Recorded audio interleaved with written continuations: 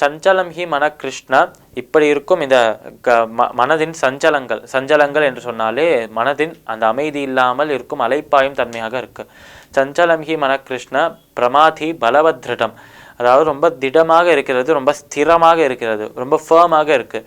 எப்பொழுதுமே ஒரு சின்ன கல்லாக இருந்தால், ஒரு சின்ன புழாங்கல்லாக இருந்தால் அது தூக்கி போடலாம். பெரிய பாறாங்கலாக இருந்தால் அந்த இடத்துல நகர்த்தவே முடியாது.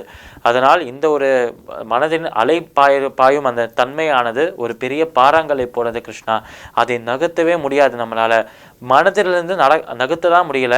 ஆனால் இந்த மனதை கட்டுப்படுத்தவாத முடியுமா என்று கேட்டால் அதுவும் முடியலை கிருஷ்ணா என்று சொல்லி ஏதஸ்யாகம் மன்யே வாயோரிவ சுதுஷ்கரம் என்று சொன்னார் நம்மளோட அர்ஜுனர்.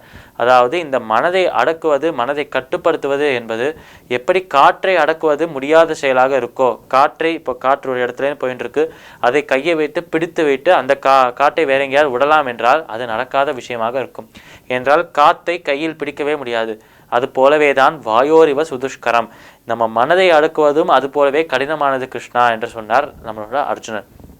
ஆனால் இந்த மனதை அடக்குவது என்பது ரொம்ப கஷ்டம். அதே நேரத்தில் நம்ம மனதில் இருக்கும் அந்த அலைப்பாயும் தன்மை, அந்த சாந்தம் இல்லாத அசாந்தி, அதை அனுப்புவதும் ரொம்ப கஷ்டமாக இருக்குது. அசாந்தியானது இந்த மனதில் ஒரு பாறாங்கல்லை போல இருக்கிறது, அதை நகர்த்தவே முடியலை. மனமானது காற்றை போல அடக்க முடியாத அளவுக்கு வேகத்தோடு போயின்னு இருக்கு. அப்படிப்பட்ட மனதை அடக்க முடியாமல், மனதில் இருக்கும் அலைப்பாய தன்மையை விளக்க முடியாமலும் தவித்து கொண்டிருக்கிறார்கள் மனிதர்கள். அதற்கு ஏதாவது வழி இருக்கா என்று அர்ஜுனர் கிருஷ்ணனை பார்த்து கேட்கிறான். இதற்கான வழி நம்ம அர்ஜுனருக்கு ஏற்கனவே தெரிந்திருக்கும் என்றுதான் இந்த இடத்துல நம்ம புரிஞ்சுக்க வேண்டும். ஏனென்றால் இவ்வளவு தெளிவாக பேசும் அர்ஜுனருக்கு அதுவும் தெரிந்திருக்கதான் வேண்டும். இப்படி ஏற்கனவே அவருக்கு தெரிந்த ஒரு விஷயத்தை ஏன் கேள்வியாக அவர் கேட்க வேண்டும் என்றால் அந்த விஷயம் அவருக்கு தான் தெரியுமே தவிர அந்த பகவத்கீதையை படித்து கொண்டிருக்கும் நமக்கு அது தெரியாது.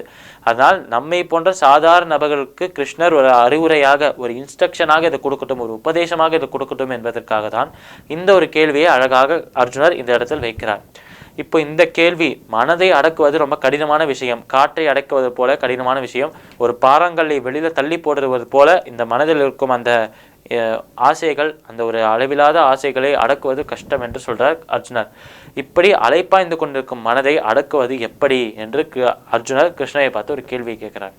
இதற்கான பதிலை அடுத்த 2 ஸ்லோகத்தில் 35, 36வது ஸ்லோகங்களில் நம்ம கிருஷ்ணர் சொல்றார். இந்த ஸ்லோகம் ஸ்ரீமத் பகவத்கீதையின் 6வது அத்தியாயமான தியான யோகத்தின் 34வது ஸ்லோகம்.